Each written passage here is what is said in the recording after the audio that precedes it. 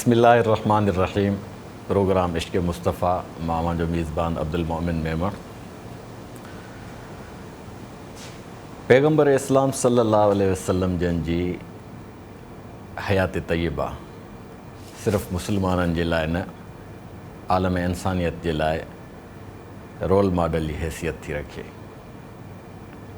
तारीख़ नवीसन मनफ़ी ज़ावियनि सां, मुस्बत ज़ावियनि सां, हर लिहाज़ खां काइनात जे कारणे पैगम्बर इस्लाम हज़रत मुहम्मद मुस्तफ़ा सल्लल्लाहु अलैहि वसल्लम जन जे ज़िंदगीअ खे जाचियो आहे, तनक़ीदी जाइज़ो वरितो अथनि।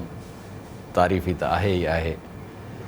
इन्हनि सभिनी रुखनि खां पोइ हू सभु जंहिं नतीजे ते मुतफ़क़ तौरु पहुता आहिनि, उहो नतीजो इहो ई आहे त पाण करीम सल्लल्लाहु अलैहि वसल्लम जन हर लिहाज़ सां इंसानियत जे लाइ रहमत जो बाइस साबित थिया आहिनि। को बि दुनिया जो मुअर्रिख़, को बि दुनिया जो ॾाहो, भली उहो दुश्मनीअ जी हद ताईं वेर रखंदड़ हुजे, कॾहिं बि इन हस्तीअ ते आंगुर न खणी सघियो आहे। मुसलमाननि जी ज़िंदगीअ जो अज़ीम तरीन सरमायो इश्क़ मुस्तफ़ा आहे। इश्क़ मुस्तफ़ा जेकॾहिं कंहिं मुसलमान जी ज़िंदगीअ में नाहे त उन जी ज़िंदगी में चस ऐं रस ऐं उहो मिठास पैदा थी नथो सघे जेको हुन जी ज़िंदगीअ खे माना ॾेई सघे। इन्हनि ई हवालनि सां पाण करीम सल्लल्लाहु अलैहि वसल्लम जन जी ज़िंदगीअ जे मुख़्तलिफ़ रुखनि ते असांजी गुफ़्तगू थींदी।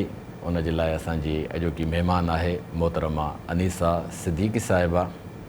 पाण सोशल एक्टिविस्ट आहिनि, मुख़्तलिफ़ सियासी सरगर्मियुनि में बि अमली बहिरो वठनि थियूं ऐं फ़लाह इंसानियत जे लाइ उन्हनि जी कारकर्दगी सिंध में ॾिसण वटां आहे। मैडम, तव्हांखे असां पंहिंजे प्रोग्राम में भली कार चऊं था। मूं पंहिंजे तमहीद में जेका ॻाल्हि कई त पाण करीम सल्लल्लाहु अलैहि वसल्लम जन इंसानियत जे लाइ रोल मॉडल जी हैसियत था रखनि, सिर्फ़ु मर्दनि जे लाइ न बल्कि ख़वातीन जे लाइ बि। तव्हां बहैसियत ख़ातून जे पाण करीम सल्लल्लाहु अलैहि वसल्लम जन जे ज़िंदगीअ खे जॾहिं तव्हां पढ़ियो आहे, जॾहिं तव्हां उन्हनि जी गहराईअ में विया आहियो, तव्हांखे छा महसूसु थियो आहे त असांजे हिन दौर में सीरत तय्यबा जा कहिड़ा उहे रुख आहिनि जेके अमल जे लाइ असांखे उत्साहनि ऐं असांखे उन्हनि ते अमल करणु खपे? सभ खां पहिरीं त सिंध टीवी जी शुक्रगुज़ार आहियां। इश्क़ मुस्तफ़ा प्रोग्राम अवां हिते मदऊ कयो। असां सभिनि मुसलमाननि जे लाइ हयात मुस्तफ़ा सल्लल्लाहु अलैहि वसल्लम हिकिड़ो बहितरीनु मिसाल आहे। हुज़ूर सल्लल्लाहु अलैहि वसल्लम रोल मॉडल हुया तमामु इंसान ज़ात जे लाइ, मुस्लिम उम्मा जे लाइ, दुनिया में रहंदड़ हर हिकु उहो इंसान जेको जंहिंजे दिलि में इंसानियत जो जज़्बो आहे। ऐं असां उन्हनि जे फॉलोअर हुजण जे हैसियत सां हमेशह इहा कोशिशि कई आहे त असां उन्हनि जी सुठियुनि ॻाल्हियुनि खे अपनायूं।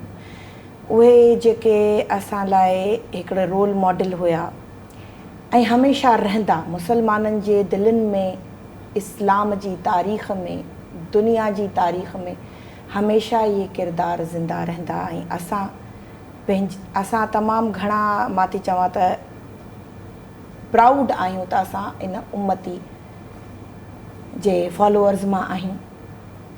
ऐं इहो ई असांखे सबक़ु मिले थो ऐं असां पंहिंजे फॉलोअर्स खे, पंहिंजी जेका जनरेशन आहे उनखे इहो ई दर्स ॾियूं था त इंसानियत सभ खां हिकिड़ो अनमोल जज़्बो आहे। जंहिं शख़्स जे अंदरि इंसानियत ज़िंदा आहे उन सम्झो त इन खां वधीक, इंसानियत खां वधीक का इबादत ई कान्हे का।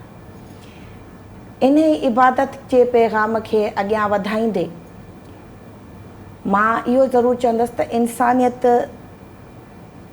ज़ात, रंग, नस्ल खां अवलियत आहे। उनखे हिकिड़ी अवलियन तरजीह हासिलु आहे। उहा कंहिं बि कल्चर में, कंहिं बि कास्ट में, कंहिं बि ट्रेडिशन में ज़ात पात ते बिलीव नथी रखे। ऐं असांजे पैगम्बर हज़रत मोहम्मद सल्लल्लाहु अलैहि वसल्लम हमेशह इन ई शइ जो दर्स ॾिनो, इन ई शइ जी उन्हनि तबलीग कई त इंसानियत खे ज़िंदा रखो, इंसानियत खे अॻियां वधाईंदा हलो।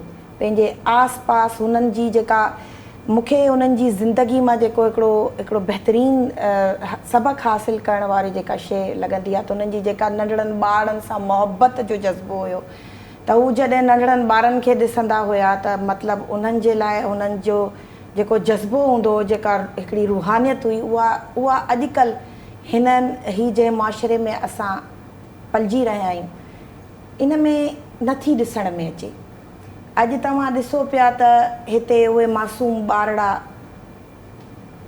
आए ॾींहुं कंहिं न कंहिं विक्टिमाइज़ेशन जो शिकार आहिनि। मासूम ॿारनि खे टारगेट ठाहियो थो वञे।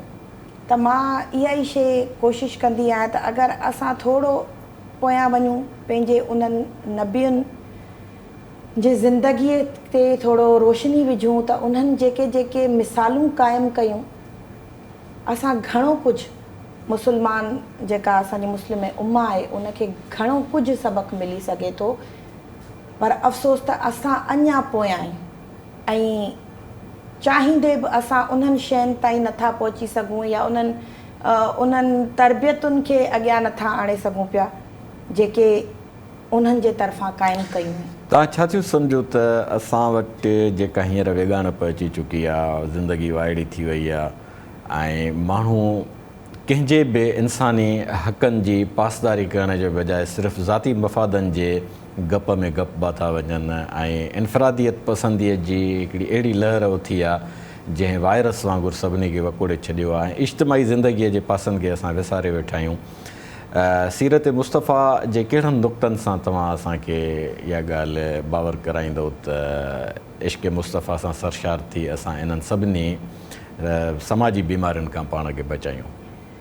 हाणे ॾिसो, असां हींअर जंहिं सोसाइटी जो हिसो आहियूं इन में जीअं ह्यूमन राइट्स ते कमु करण वारा इदारा, मां थी चवां त हर शहर में 10 इदारा 12 इदारा मुतहरिक आहिनि जेके पाण खे समाजी हक़नि जो मुहाफ़िज़, इंसानी हक़नि जो मुहाफ़िज़ था चवराइनि।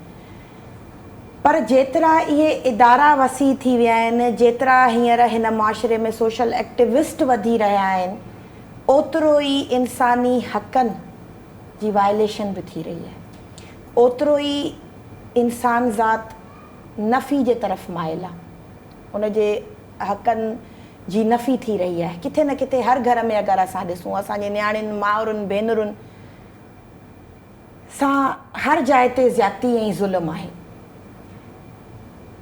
असां पंहिंजे सीरत मुस्तफ़ा जी अगरि ज़िंदगी जे कुझु पहलुअनि ते नज़र विझूं त पाण त उन्हनि खे आफ़रीन हुजे, जंहिं गलीअ घटीअ खां गुज़रंदा हुया उते तव्हांखे बि ख़बर हूंदी त हिकिड़ी माई रोज़ाना उन्हनि ते किचिरो गंद उछलाईंदी ऐं हिकिड़े ॾींहुं जॾहिं उन गंद न उछलायो, हिकु ॿ ॾींहं जॾहिं ईअं विच में गुज़रियो त हुज़ूर सल्लल्लाहु अलैहि वसल्लम पुछा कराईंदा उन्हनि जे घर ताईं पहुची विया, उन्हनि खे कंहिं ॿुधायो त उहा ख़ातून बीमार आहे।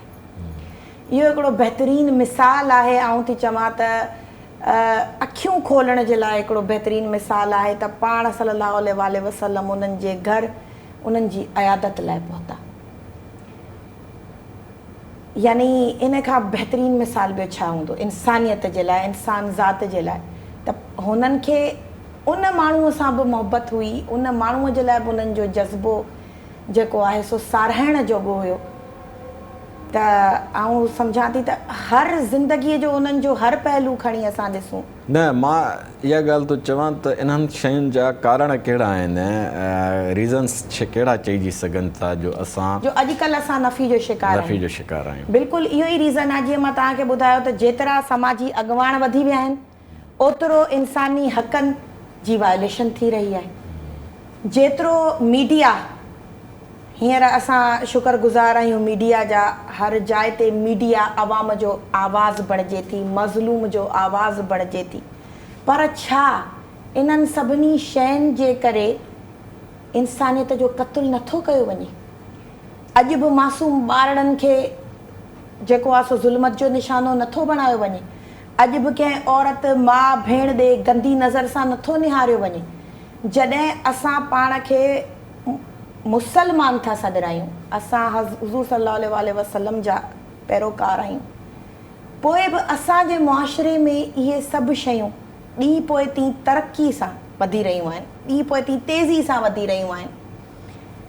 अॼु कंहिं बि न्याणीअ सां, माउ सां, भेण सां, इवन कंहिं मर्द सां बि को तशद्दुद थिए थो, ज़्यादती थिए थी, त सोशल मीडिया उनखे हाईलाइट करे थी। पर छा ज़ुल्म घटियो आहे? न।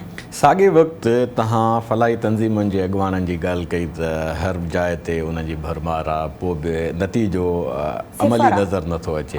साॻी तरह मज़हबी अॻुवाननि जी बि मां सम्झां थो त फलाही इदारनि खां अञा बि वधीक घणाई आहे जेके मस्जिद जे मेंबरनि तां ऐं पैगम्बर इस्लाम जे उन मेंबर तां जेको आवाज़ु उथारनि था, अमली तौर ते तव्हांखे उहे कीअं था नज़र अचनि? छा हू जेके ॻाल्हियूं कनि था स्क्रीन ते या मेंबर रसूल तां बि, को बि मस्जिद जो मेंबर रसूल ई आहे, त इन जो छा सबबु आहे जो उन्हनि जो बि अमली पासो समाज में नज़र नथो अचे?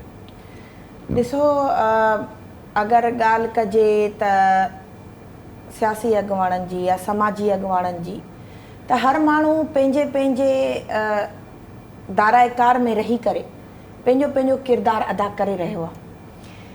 हिकिड़े माण्हूअ बि अॼु जेकॾहिं का सुठी ॻाल्हि, को सुठो मैसेज, जीअं सीरत मुस्तफ़ा, इश्क़ मुस्तफ़ा जी का बहितरीनु ॻाल्हि, को अमल पंहिंजे ॿुधंदड़नि खे, ॾिसंदड़नि खे पहुचायो, त इहा बि हिकिड़ो सदका जारी आहे। त असांजा उहे अॻुवान पंहिंजे पंहिंजे हदूद में रही कमु करे रहिया आहिनि। इस्लामी ॻाल्हियुनि खे, सुठियुनि नसीहतुनि खे जी प्रचार करे रहिया आहिनि, तबलीग करे रहिया आहिनि। पर ॻाल्हि उते अची थी खुटे त छा उन्हनि जी ज़िंदगी ते असां नज़र विझूं त जेको हू चवनि था, छा पंहिंजी पर्सनल लाइफ में हू उन शइ खे अमल कनि था? असां स्क्रीन ते त काफ़ी वेहंदड़ माण्हुनि खे वेही ॾिसंदा आहियूं त असां हीउ कमु करे छॾियो, असां हीउ कमु करे छॾियो, असां हेतिरनि माण्हुनि ताईं इहे शयूं पुॼायूं। पर छा हक़ीक़त में ईअं हूंदो आहे? मूं त जेतिरो पंहिंजी ज़िंदगी में इन शइ जो तज्ज़ियो कयो आहे, त मां थी सम्झां त 10%, 10% माण्हू जेको साम्हूं ॾिसण में ईंदो आहे, उहो हूंदो आहे 90% उनजी बरअक्स हूंदो आहे। अगरि 100% माण्हू उहो ई ॾिसण में अचे त जेको उनजे इन जा सबब इहो ई आहे न, मुनाफ़िक़त वधी वई आहे, अफ़रा तफ़री वधी वई आहे। अॼु रत जो न आहे, अॼु रिश्ते में, रिश्तनि में नफ़रतूं अची वयूं आहिनि, ऐं इन जी वजह बि ही नफ़्सा नफ़्सी जो दौरु आहे। त जॾहिं रिश्तनि में नफ़रतूं अची वेंदियूं, रत खे जेको आहे सो कंहिं ज़माने में असांखे चयो वेंदो त पंहिंजो रत दांगीअ ते बि वरे, पर हींअर इहे मिसाल किथे पोइ ते रहिजी अफ़सानो बणिजी विया आहिनि, अफ़सानो बणिजी विया आहिनि। त जेसि ताईं असांजा जेके समाजी ऐं मुआशरती रवैया आहिनि उहे नथा सुधरनि, तेसि ताईं मां सम्झां थी त इहे ॻाल्हियूं सिर्फ़ु किताबी हदनि ताईं, टीवी चैनल्स जी हद ताईं महदूद रहिजी वेंदियूं। हींअर असांखे ज़रूरत आहे उन्हनि अॻुवाणनि जी जेके अमली तौर ते मैदान में लही असांजी जेका यंग जनरेशन आहे, जेको नओं नसल आहे, नई टही आहे, उन लाइ कमु कनि। ऐं इन लाइ हिकिड़ो उहो माण्हू खपे जेको सीरत मुस्तफ़ा, इश्क़ मुस्तफ़ा जे हयात ऐं उन जे जेको आहे सो ज़िंदगीअ मां बाक़ाइदे तौर ते उन जे लाइ हिकिड़ो मिसाल हुजे, ऐं उहो पंहिंजे ॾिसंदड़नि ॿुधंदड़नि खे उहे शयूं ॿुधाए, उहे शयूं सेखारे, ऐं अमली तौर ते सेखारे। पर सोशल मीडिया में इहे शयूं काफ़ी हद ताईं पोइ ते रहिजी वयूं। सोशल मीडिया जे जेका असांजे ज़िंदगीअ जो हिकिड़ो लाज़मी हिसो बणिजी वई आहे, उन में असां तामीरी किरदारु केतिरो था अदा कयूं ऐं तक़रीबी किरदारु केतिरो था अदा कयूं? सोशल मीडिया ते अगरि असां का पॉज़िटिव शइ रखूं था त उहा हाईलाइट थिए थी, पर जीअं त ॾिठो वञे त सोशल मीडिया ते नेगेटिविटी घणी ॾेखारी थी वञे। स्कूलनि में जबर आहे, तशद्दुद आहे इदारनि में। अॼुकल्ह तव्हां इहो ॾिसो त सभ खां वॾो जेको हिकिड़ो तालीमी फुक़दान, ॿिए नंबर ते असांजा जेके सोशल मीडिया ते जेके ॾेखारे थो वञे, हेरासमेंट ॾेखारी थी वञे, उन सां केतिरे हद ताईं उन्हनि शयुनि खे कंट्रोल त करे सघिजे थो, पर उन जा मनफ़ी असरात बि पवनि था असांजे नए नस्ल ते। त सोशल मीडिया जो जेको किरदारु आहे सिर्फ़ु पॉज़िटिव न आहे, नेगेटिविटी बि आहे, ऐं उन सां असांजे मुआशिरे में, सोसाइटी में नेगेटिविटी फैलिजी रही आहे।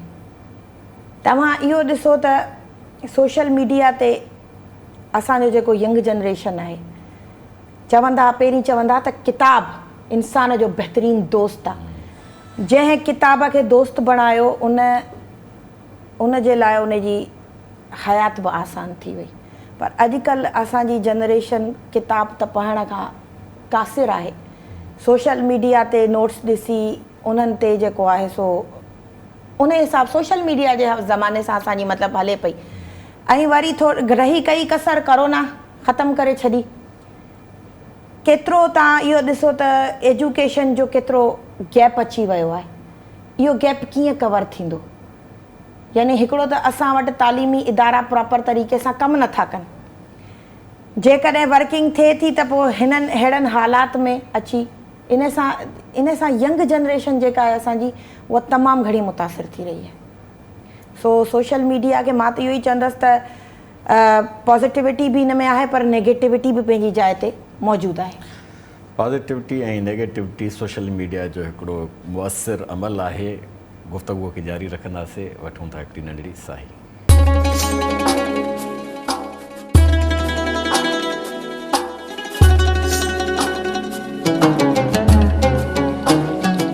भलीकार नाज़रीन, मैडम अनीसा पाण ॻाल्हि पई कईसीं सोशल मीडिया जे नेगेटिविटी ऐं पॉज़िटिविटीअ ते। उन दौरान तव्हां ॻाल्हि कई तालीम जी। असांजे इदारनि में जेका तालीम ॾिनी थी वञे, उन तालीम जो जेको निसाबी सिस्टम आहे या जेको तरबियत जो सिस्टम आहे, तव्हां छा थियूं सम्झो त इहा तालीम पिराए जॾहिं असांखे डिग्री हथनि में मिले थी त असां कुझु पिराए बि ईंदा आहियूं या सिर्फ़ु सुठो नौकर थियण जी तयारी करे ईंदा आहियूं? इन हवाले सां मां इहो चवंदसि त जेके असांजो अॻियों दौरु हुयो जंहिंमें असां एजुकेशन वरिती ऐं पढ़ी अक कारा कया, हिकिड़ो सिंधी में मुहावरो आहे त असां वाक़ई अक कारा कया, पर हींअर इहा शइ ॾिसण में नथी अचे। हर हंधि असांजो समाज, असांजा इदारा एतिरो त नेपोटिज़म, फेवरेटिज़म ऐं करप्शन जी तरफ़ माइल थी चुका आहिनि जो नौकिरी लाइ बि हिते सोर्स खपे, सिफ़ारिश खपे। डिग्री हासिल करण जे लाइ बि हिते अॼुकल्ह सिफ़ारिश खपे। इवन तालीमी इदारनि जी ॻाल्हि पई हले त असांजे तालीमी इदारनि में हींअर न्याणियुनि वीचारनि खे मार्कूं वठण लाइ जिन प्रोसीजर्स खे तव्हां गुज़रणो थो पए, इहो बि तव्हांखे ख़बर आहे। हुननि खे कीअं हिरास कयो थो वञे, हुननि खे कीअं जेको आहे सो पंहिंजे ई मतिलबु ॿियनि इदारनि खे त छॾे ॾियो, तव्हां सिविल सोसाइटी खे या जेके माशरती इदारा आहिनि उन्हनि खे त छॾे ॾियो, पर अॼुकल्ह जो जेको यंग जनरेशन आहे उहो पंहिंजे एजुकेशनल तालीमी इदारनि में ई ग़ैर महफ़ूज़ आहे। असांजूं न्याणियूं, असांजूं मावरूं, भेनरूं, इवन असांजा छोकिरा। त मूंखे इहो ॿुधायो त मेरिट किथे आहे? जेसिताईं ट्रांसपेरेंसी इदारनि में बहाल न थींदी, असांजो जेको यंग जनरेशन आहे उन हाणे तालीमी एजुकेशन सिस्टम खे मज़ाक़ सम्झो। जेके हाए फाए वॾे घराणनि जा जिन जा वालदेन आहिनि, बिल्कुलु ऐं उन ई ॻाल्हि जी तरफ़ अचां पई, जो थींदो या समाज जो थींदो या इदारा साज़ उन्हनि शख़्सनि जो थींदो या एडमिनिस्ट्रेशन जो थींदो। जीअं मां पाण सगूरनि जी हदीस तव्हां सां शेयर कयां त पाण फरमायनि इनमा बुइस्त मुअल्लिमन इनमा बुइस्त मुअल्लिमन, त पाण बेहसियत उस्ताद जे बि तशरीफ़ फरमा थिया। यानी उस्तादी पेशो बि हिकिड़ो इश्क़ मुस्तफ़ा जो ई शोबो आहे जंहिंसां निभाइण जे जेके तव्हां ॻाल्हियूं कयो पियूं त उन में क़सूरवार केरु थो बीहे? छा उहे शख़्स जेके उस्ताद आहिनि उहे मुस्तफ़ा करीम सल्लल्लाहु अलैहि वसल्लम जन सां पंहिंजी निस्बत क़ाइमु कनि था, या उन्हनि खे सीरत जे उन्हनि पासनि ते नज़र नथी वञे जेके हुज़ूर जन जे ज़िंदगी मुबारक में असांखे नज़र अचनि था? हुज़ूर सल्लल्लाहु अलैहि वसल्लम जी ज़िंदगी मुबारक में ऐं उन्हनि जे तरफ़ां जेको असांखे दर्स मिलियो, इल्मु हासिलु कयो पींघे खां क़बर ताईं, पर छा असांजो अॼोको नस्ल इन शइ खे एडॉप्ट करे थो, इन शइ ते अमल पैरा आहे? न। हज़रत अलीअ खे इल्म जो शहर सॾियो वेंदो हुयो। छा असां बींग मुस्लिम उन्हनि मां कुझु पिरायो? असां त खणी सीरत मुस्तफ़ा ते हलण जो दावो बि कयूं, उन्हनि शयुनि खे एडॉप्ट करण जो दावो बि कयूं, बट ॻाल्हि हले पई नई टहीअ जी। हुननि जे लाइ हर शइ हिकिड़ो मतिलबु मज़ाक़ आहे, सीरियस नथा वठनि। इन में ॾोह जेको आहे वालदेन जो बि आहे, सोसाइटी जो बि आहे, मीडिया जो बि आहे, सोशल मीडिया जो बि आहे, एजुकेशनल इंस्टीट्यूशन्स जो बि आहे। मतिलबु ओवरऑल अगरि असां ॾिसूं त मुआशरती रवैया इंसान खे अहिड़ो बणाइण ते मजबूर आहिनि जो हुननि लाइ कंहिं बि शइ मतिलबु हू संजीदगी कान्हे। ऐं जेसि ताईं चवंदा आहिनि न हिकिड़ो माण्हू संजीदा न हूंदो न, तेसि ताईं हू कंहिं न मंज़िल ताईं पहुची सघंदो, न का शइ हासिलु करे सघंदो। सभ खां पहिरीं संजीदगी तमामु ज़रूरी आहे। इदारनि मां, तालीमी इदारनि मां, ऑफिशियल इंस्टीट्यूशन्स मां, हर प्रोफेशन मां संजीदगी ख़तमु थी चुकी आहे। संजीदगी जो हिकिड़ो वॾो फुक़दान आहे। सीरत पाक जा जेके बाब पढ़ाया था वञनि असांजे निसाबनि में, तव्हां बि उहे पढ़िया, असांजी अॼु मौजूदा जनरेशन बि उहा पढ़े पई, त उन्हनि जो अमली तौर ते असांजे ज़िंदगीअ में असरु नज़र नथो अचे। हुज़ूर जन सां असांजी हिकिड़ी वालियाना मुहबत आहे जेका असांखे मोरूसी तौर अक़ीदे में बि मिले थी ऐं अक़ीदत में बि मिले थी। त इन्हनि सभिनी शयुनि खे मुअसिर तरीक़े सां पंहिंजे समाज जे हर जनरेशन जे हर फ़र्द में कीअं मुंतक़िल कयूं? सभ खां पहिरीं त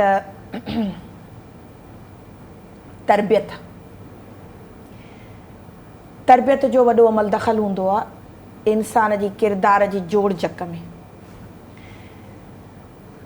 ख़ानदानी पस मंज़र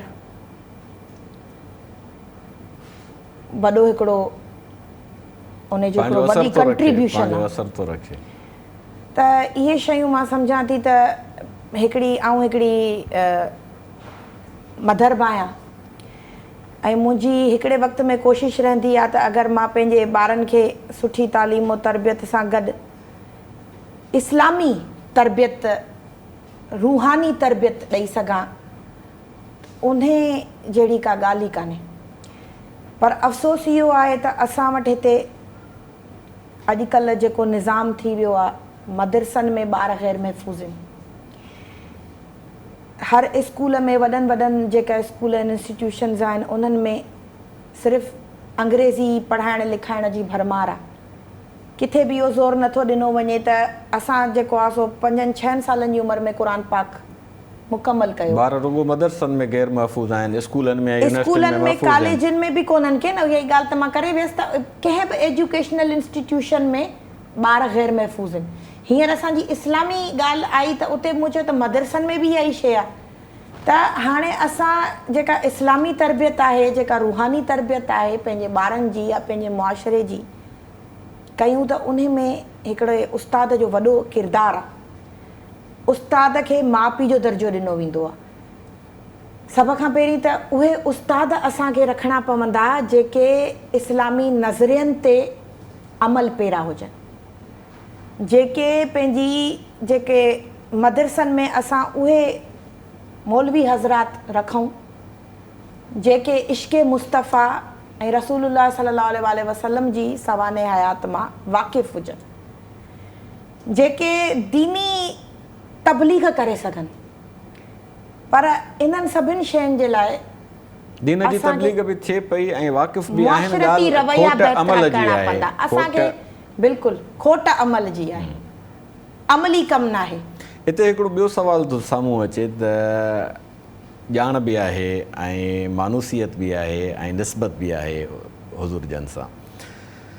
हुज़ूर जन जे ज़िंदगीअ खे असां सिर्फ़ु मज़हबी ज़ाविये सां ॾिसूं था त उन्हनि जा समाजी पासा, उन्हनि जा सियासी पासा ऐं उन्हनि जी ज़िंदगीअ जी जेका जदोजहद जा ॿिया अंसर आहिनि उहे असां खां विसरी था वञनि। यानी सिर्फ़ु असां अक़ीदत में मुब्तला थी, अक़ीदत बि हिकिड़ी हक़ीक़त आहे जंहिंसां वाबस्तगी हुजणु तमामु ज़रूरी आहे, पर ॿिया पासा असां विसारे था वियूं इश्क़ मुस्तफ़ा जूं जेके तक़ाज़ाऊं आहिनि। छो त पाण करीम सल्लल्लाहु अलैहि वसल्लम जन सुठा ताजिर बि साबित थिया, बिल्कुलु सुठा उस्ताद बि साबित थिया ऐं सुठा मुरबी बि सादिक़ साबित ऐं थिया। अमीन जो लक़ब हुननि खे मिलियो। ऐं इहो सादिक़ ऐं अमीन जे लक़ब जो पस मंज़र जेको आहे नबूअत खां अॻु वारी ज़िंदगीअ जो आहे। यानी अञा नबूअत जो पाण ऐलान न फ़रमायो अथनि त उन सॼी ज़िंदगीअ खे उन्हनि माण्हुनि जे आॾो पेश कयो अथनि त तव्हां मुंहिंजे मुतालिक़ कहिड़ी राय था क़ाइमु कयो, त सभिनी मुतफ़क़ थी चयो त तव्हां सादिक़ बि आहियो, तव्हां अमीन बि आहियो। हाणे उहा सदाक़त ऐं उहा अमानत, इक़बाल बि चयो सबक़ फिर पढ़ सदाकत का, शजाअत का, अदालत का, लिया जाएगा तुझसे काम दुनिया की इमामत का। त हाणे उहा सदाकत, शजाअत ऐं अदालत असां में नज़र नथी अचे, बल्कि उन्हनि जा ज़िद जेके आहिनि बुज़दिली ऐं नाइंसाफ़ी ऐं जेके बि मतिलबु नेगेटिविटीज़ आहिनि, इन्हनि पस मंज़रनि में तव्हां जेको सम्झो था त हुज़ूर जन जे सिर्फ़ु हिकिड़े पासे खे मज़हबी अॻुवान वठी वेहे थो, छा उहो इन्हनि शयुनि खे अवाम में प्रमोट करणु थो चाहे या अवाम खे फासाए उन्हनि जा खीसा ख़ाली करणु थो चाहे? अवाम खे फासाए उन्हनि जा खीसा ख़ाली करणु थो चाहे। मुनाफ़िक़त न असां वटि उहा अमानतदारी रही आहे, ईमानदारी रही आहे, कुझु बि न आहे, न उहो ख़ुलूस रहियो आहे। त ही सिर्फ़ु उहा ई ॻाल्हि आहे त जेके स्क्रीन ते ॾिसण में अचण वारियूं शयूं आहिनि उहे पसे पर्दा उन्हनि जी हक़ीक़त ऐं कहाणी का ॿी आहे। इहो ई हिकिड़ो वॾो सबबु आहे जो असांजो मुआशिरो बुराइनि जी तरफ़ धकिलजी रहियो आहे ऐं असां चाहींदे बि उहो डिलीवर नथा पिया करे सघूं जेको असीं चाहियूं था त असांजा जेके पोइलॻ आहिनि, जेको असांजा जेका नई टही आहे, असीं उन्हनि खे कुझु ॾेई वञूं, अहिड़ो कमु करे वञूं जो असांजे मरण खां पोइ असांजो उहो कमु यादि रहे, इंसानु उहो कमु करे वञे जो उनजो नालो ज़िंदा रहे। तव्हां पंहिंजे समाज में हिकिड़ो मुतहरिक किरदारु आहियो। ज़ाहिरी ॻाल्हि आहे किरदार जो तहरुक पंहिंजो पस मंज़र रखंदो आहे त मां हींअर वेठो आहियां हिते तव्हां सां गुफ़्तगू थो कयां, आलिमाना पंहिंजो असांजो पेशो आहे, त मुंहिंजे पस मंज़र में मुंहिंजा वालदेन कारफ़र्मा आहिनि। तव्हांजे वालदेन जंहिं तव्हांखे जेका तरबियत ॾिनी उन में हुज़ूर जन सां निस्बत जे लाइ तव्हांखे उन्हनि कहिड़ा रस्ता वठराया, उहे के यादगिरियूं तव्हां जूं या उन्हनि जी तरबियत जो अंदाज़? बिल्कुलु, मां हिन प्लेटफॉर्म तां ज़रूरु इन ॻाल्हि खे शेयर कंदसि त वालदेन हिकिड़ी वॾी शफ़ीक़ हस्ती आहे ऐं इहा मुंहिंजी बदनसीबी आहे या बदकिस्मती आहे जो जॾहिं होश संभालियुमि त वालदेन जे साए खां महरूम थी वियसि। ऐं चवंदा आहिनि न, जॾहिं इंसानु उन होश में हूंदो आहे जो उनखे मुआशरती रवैयनि जी ख़बर पवंदी आहे, इंसानी ज़ावियनि जी ख़बर पवंदी आहे, उन जे किरदार जी जोड़ जक थींदी आहे। उहो सॼो टाइम पीरियड मूं सिर्फ़ु जेके मूं पंहिंजे वॾनि खे जीअं उन्हनि खे ज़िंदगी गुज़ारींदे ॾिठो, वॾड़नि खे, उन्हनि जी ॻाल्हियुनि खे ॿुधो, मूं उन्हनि खे एडॉप्ट कयो। मुंहिंजी वालदा हमेशह स्कूल जी तालीम सां गॾोगॾु मूंखे इस्लामी तालीमात ते बि ज़ोर ॾिनो। मुंहिंजी एज नंढी हुई, 13-14 सालनि जी उमिरि में, 15 सालनि 16 सालनि जी उमिरि में मुंहिंजी वालदा जो इंतकालु थियो। वालिद साहब जो इन खां पहिरीं इंतकालु थियो। पर उहो चवंदा आहिनि नंढे ॿार खे विहारे पंहिंजे ज़िंदगी जा तजुर्बा शेयर कबा आहिनि। मूं ही शइ बि ॾिठी, मुंहिंजे मथां ही मुश्किलातूं तकलीफ़ूं गुज़रियूं, मां सब्र सां हर शइ बर्दाश्त कई। त मुंहिंजे वालदा जेको मूंखे ज़िंदगी में हिकिड़ो मिसाल ॾिनो, मां चाहींदसि त मुंहिंजा ॾिसंदड़ ॿुधंदड़ हिन प्रोग्राम जा उन्हनि खे आउं हिकिड़ो मैसेज ॾियां त सब्र हिकिड़ी उहा सवारी आहे जेका जंहिं बि कई उहो कॾहिं हार न मञंदो। सब्र करण वारो इंसान कॾहिं शिकस्त नाहे खाईंदो। दुनिया जे कंहिं बि फील्ड सां तव्हां वाबिस्ता हुजो, सब्र जो मादो पाण में रखो। सब्र जिन जो सीर तीर न घुसे तिन जो। सो मूंखे हमेशह इहा ई तलक़ीन कयूं त सब्र सां कमु वठिजो, हौसले सां कमु वठिजो। ऐं अॼु ताईं मां उन्हनि जी पंहिंजी उन कमिटमेंट ते क़ाइमु आहियां। ज़िंदगी जा लाहा चाड़ा हर इंसानु ॾुख सुख ॾिसंदो आहे, पर मूं सब्र जो दामन कॾहिं न छॾियो। सब्र जो फ़लसफ़ो तमामु हिकिड़ी गहरी हक़ीक़त आहे। पाण इन गुफ़्तगूअ खे जारी रखंदासीं। नाज़रीन, वठूं था हिकिड़ी नंढड़ी साही।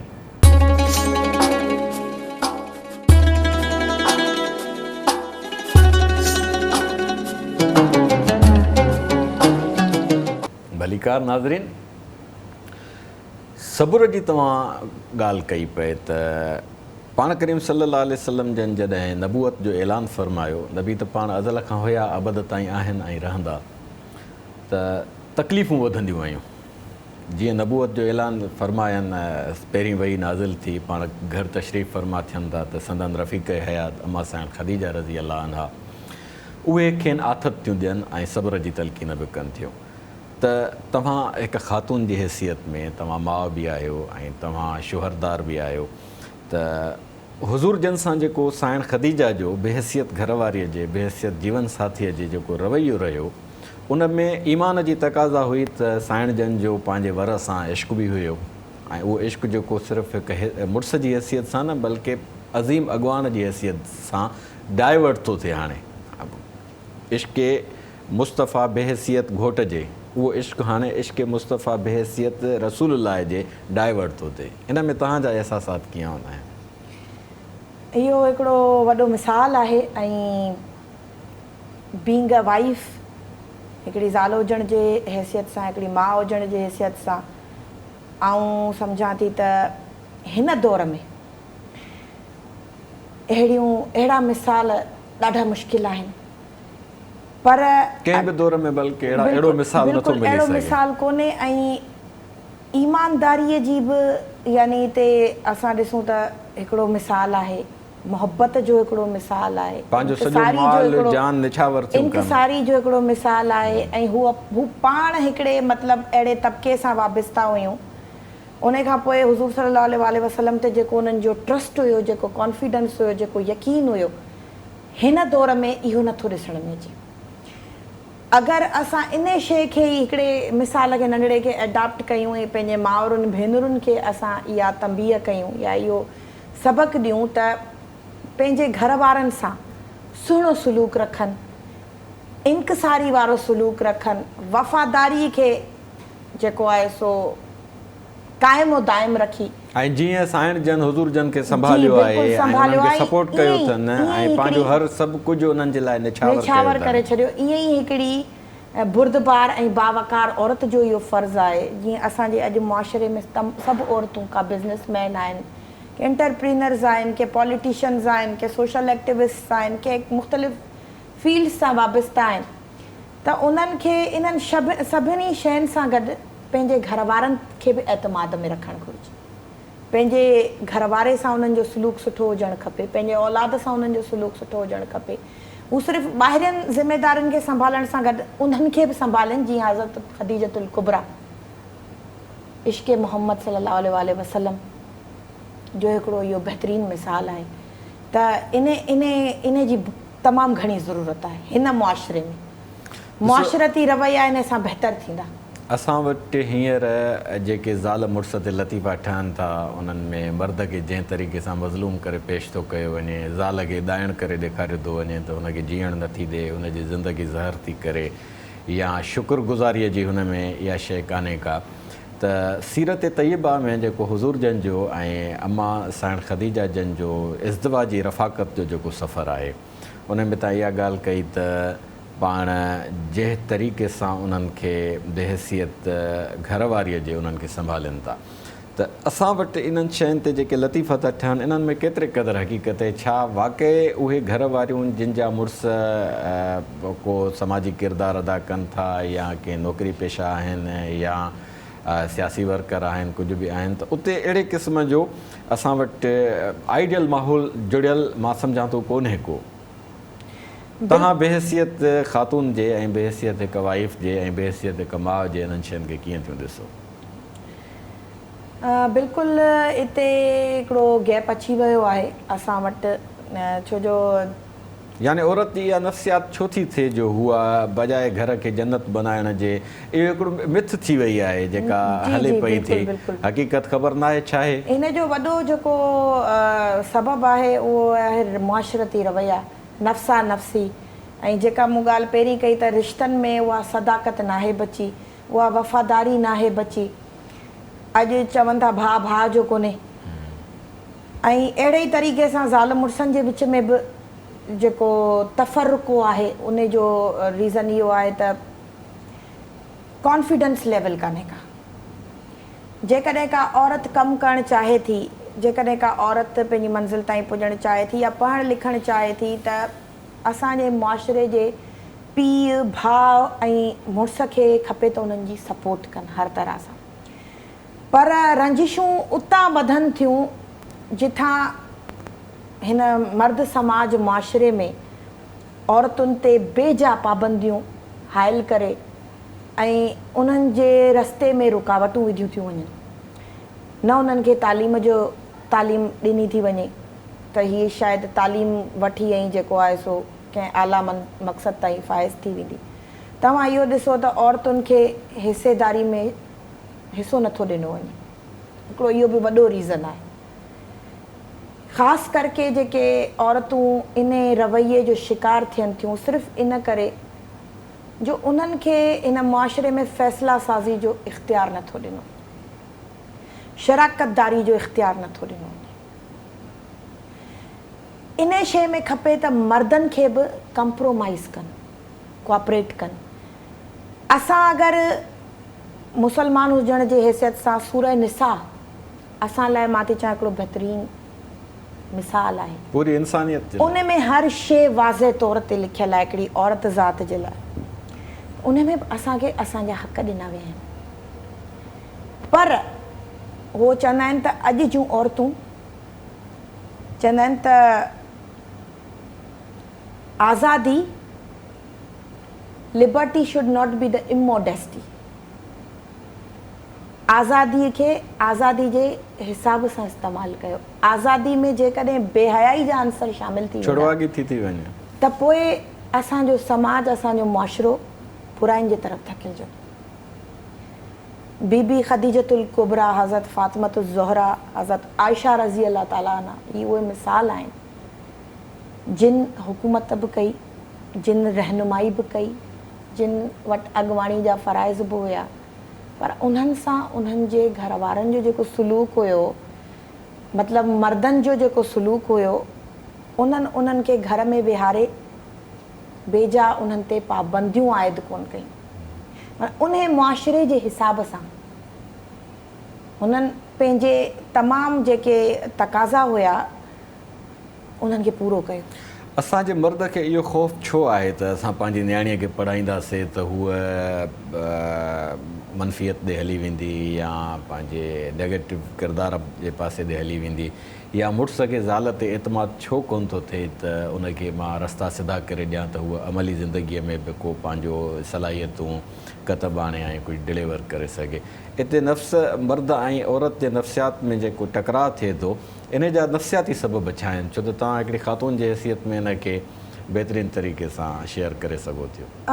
मां सम्झां थी त हीउ जेको असांजो मुआशिरो आहे, अगरि मर्द तव्हांखे इजाज़त ॾे बि थो, सपोर्ट करे बि थो, त हीउ जेको ॿाहिरि असांजो मुआशिरो आहे न, तूं पंहिंजे घरवारी खे आज़ादी ॾेई छॾी आहे, तुंहिंजी घरवारी सियासत में आहे, तुंहिंजी घरवारी छुड़वाग थी वई आहे, तुंहिंजे घरवारी जा मुख़्तलिफ़ जायुनि ते तालुकात आहिनि, भली खणी पसे पर्दा ईअं न हुजे, बट रवैया ऐं जेको मुआशिरो आहे हालांकि इहे शयूं ॾिठियूं वञनि त ॻोठनि में उन्हनि मायुनि जो बि इहो किरदारु रहियो आहे जेके ॻोठनि में रहनि थियूं। उहो ई कमु हींअर जेको आहे सो हिन मुआशिरे जा मर्द सर अंजाम ॾेई रहिया आहिनि। कॉन्फिडेंस लेवल कोन्हे को, त इन में औरत खे किरदारु अदा करणु खपे त हूअ पंहिंजे पाण खे अहिड़े तरीक़े सां, पंहिंजो कमु अहिड़े तरीक़े सां करे जो किथे ईअं त न आहे त मर्द जॾहिं समाज जे उन्हनि भवाइतनि मंज़रनि खे अखियुनि सां ॾिसे थो ऐं हुन जे साम्हूं जेके वाक़ियात अचनि था उहो डिॼी थो वञे त थी सघे थो मुंहिंजे घरवारीअ सां या मुंहिंजे न्याणीअ सां या मुंहिंजे भेनरुनि सां अहिड़े क़िस्म जा वाक़ियात थियनि ऐं पोइ उनखे महदूद थो करे छॾे, या जेकॾहिं मर्द माण्हुनि जे ॻाल्हियुनि में अची थो वञे ऐं पंहिंजे नंगनि जे हवाले सां उहो मशकूक थी थो वञे त इन जो टोड़ छा हुजणु घुरिजे? तव्हां बि हिकु जीवन साथी आहियो पंहिंजे शोहर नामदार जूं, हिकु माउ आहियो, हिकु न्याणी बि आहियो पंहिंजे वालदेन जूं, त तव्हां समाज में मुतहरिक आहियो। अॼु हिते असां सां स्क्रीन ते सॼी सिंध सां मुखातिबु आहियो, सॼी दुनिया तव्हांखे ॾिसे पई, त इन में नफ़्सियाती कारण कहिड़ा थी था सघनि जो इन्हनि शयुनि खे हिकिड़ो त ईअं छो थो थिए, ॿियो उन्हनि जो सदेबाब कीअं कजे, इन्हनि जी रस्ता रोक कीअं कजे?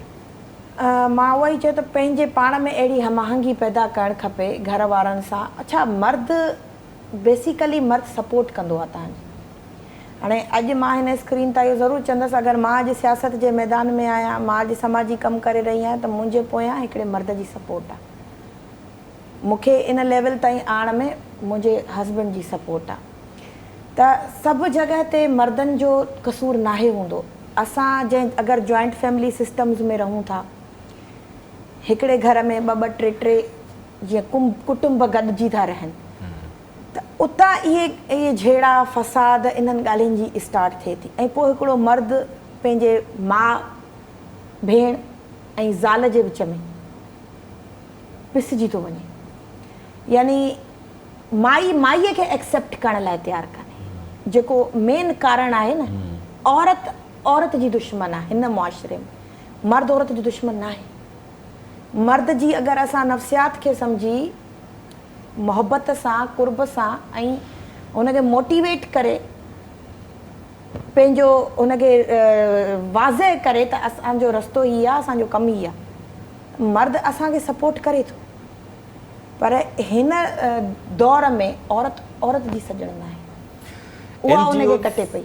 जे प्लेटफॉर्म तां जेके ख़वातीन पंहिंजो किरदारु अदा कनि थियूं, उन्हनि जे तक़रीरुनि में, उन्हनि जे ब्रोशर्स में ऐं उन्हनि जे जेको बि लिटरेचर आहे, औरतुनि जे हक़नि जूं ॻाल्हियूं आहिनि, ॿारनि जे हक़नि जूं ॻाल्हियूं आहिनि, ऐं उन्हनि जूं अमली ज़िंदगियूं घणे भाङे डिस्टर्ब थियूं नज़र अचनि, इज़्दिवाजी ज़िंदगी, घरेलू ज़िंदगी, त उन्हनि जो सोसाइटीअ ते कहिड़ो असरु थो मुरतब थिए? छा इहो सिर्फ़ु उन्हनि जो धंधो आहे जंहिंसां उहो सेल्फ डेवलपमेंट जो फ़ाइदो थियूं वठनि, या वाक़ई बि उहो कुझु डिलीवर करणु चाहिनि थियूं पर डिलीवरी नज़र नथी अचे मैदान ते? अॼुकल्ह मां चवंदसि त उहा औरत जेका आज़ादी मार्च करे थी, जेका चवे थी त मेरा जिस्म मेरी मर्ज़ी, त उन्हनि औरतुनि हिन समाज खे, हिन मुआशिरे खे ख़राबु कयो। कारण उहे आहिनि, ऐं उहे औरतूं पाण खे समाज सुधारक थियूं सॾ आहिनि, वॾनि NGOs खे रन थियूं कनि, वॾा इदारा थियूं हलाइनि, पर उन्हनि जे लाइ आज़ादी, मूं चयो न, उन्हनि जे लाइ आज़ादी बेराह रवी आहे। ऐं जॾहिं हिकिड़ी औरत आज़ादी खे बेराह रवी ॾांहुं धिकेलींदी त मुआशिरो त ख़राबु थींदो। छो जो औरत खे अवां पढ़ायो, चवंदा आहिनि मर्द पढ़ियो त फ़र्द पढ़ियो, औरत पढ़ी त सॼो मुआशिरो पढ़ियो। त औरत जी जेका तालीम आहे, जेका तरबियत आहे, अगरि हिकिड़ी औरत इहो दिमाग़ में कॉन्सेप्ट रखंदी त मां आज़ादु आहियां, मूंखे उन आज़ादी खे मिसयूज़ करिणो आहे, तव्हां छा डिलीवर कंदो? Main reason is this. त इन्हनि सभिनी शयुनि में जेका असां अमली तौर ते ॻाल्हियूं ॾिसूं था, त असांखे इहा ॻाल्हि महसूस बि थिए थी ऐं मां सम्झां थो नज़र बि अचे थी त उहे पंहिंजो ॿियो सॼो समाज अॼु हुन जी ॻाल्हि कनि थियूं पर पंहिंजो घर अॾे नथियूं सघनि, छो त औरत जी ज़िंदगी मां सम्झां थो त इज़्दिवाजी रिश्ते खां सवाइ कामिल नथी थी सघे।